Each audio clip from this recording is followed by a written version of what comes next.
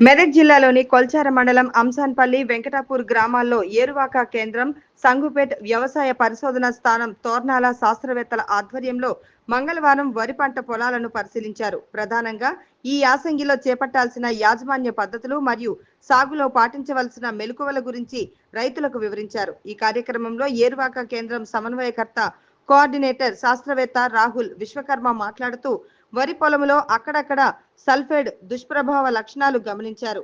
ఈ లక్షణాలు గమనించినట్లయితే పొలంలో అడుగు పెట్టినప్పుడు బుడగల రూపంలో నీరు మారి మొక్కను వేర్లతో బయటికి తీసినప్పుడు కుళ్ళిన కోడిగుడ్ల వాసన వచ్చునని, ఈ లక్షణాలకు ముఖ్య కారణం కాంప్లెక్స్ ఎరువులు ఎక్కువగా వాడటం, అలాగే వేర్లకు సరిగ్గా నీరు అందకపోవడం.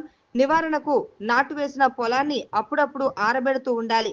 అలాగే జింక్ సల్ఫేట్ 2 గ్రాములు లీటర్ నీటికి కలిపి పిచికారీ చేయాలి అని, ముఖ్యంగా నాటు వేసే 15 రోజుల ముందు రైతులు సింగిల్ సూపర్ ఫాస్ఫేట్ అనే ఎరువును పొలమంతా చల్లి కలియదున్నుకోవడం వల్ల లోప లక్షణాలు రాకుండా ఉండటానికి ఆస్కారం ఉంటుందని తెలిపారు. పొలములో అక్కడక్కడ అగ్గి తెగులు లక్షణాలు గమనించడం జరిగిందని, నివారణకు ట్రిసైక్లోజోల్ 0.6 గ్రాములు లేదా ప్రికాప్సిస్ట్రోబిన్ ప్లస్ ట్రైసోక్లోజోల్ గెలీలియో సెన్సా 2 మిల్లీలీటర్లు లీటర్ నీటికి కలిపి పిచికారీ చేయాలని అన్నారు. ఈ కార్యక్రమంలో ఏరువాక కేంద్రం కోఆర్డినేటర్ శాస్త్రవేత్త రాహుల్ విశ్వకర్మ, ఏఆర్ఎస్ తోర్నాల శాస్త్రవేత్త డాక్టర్ శ్రీజయ, మృత్తికా శాస్త్రం ఇన్ఛార్జ్ జిల్లా వ్యవసాయ అధికారి వినయ్ కుమార్, కౌడిపల్లి ఏడీఏ పుణ్యవతి, కొల్చారం మండల వ్యవసాయ అధికారిని శ్వేతకుమారి, వ్యవసాయ విస్తరణ అధికారి శ్రవంతి, డిఏఏ టీటీసీ వైపీ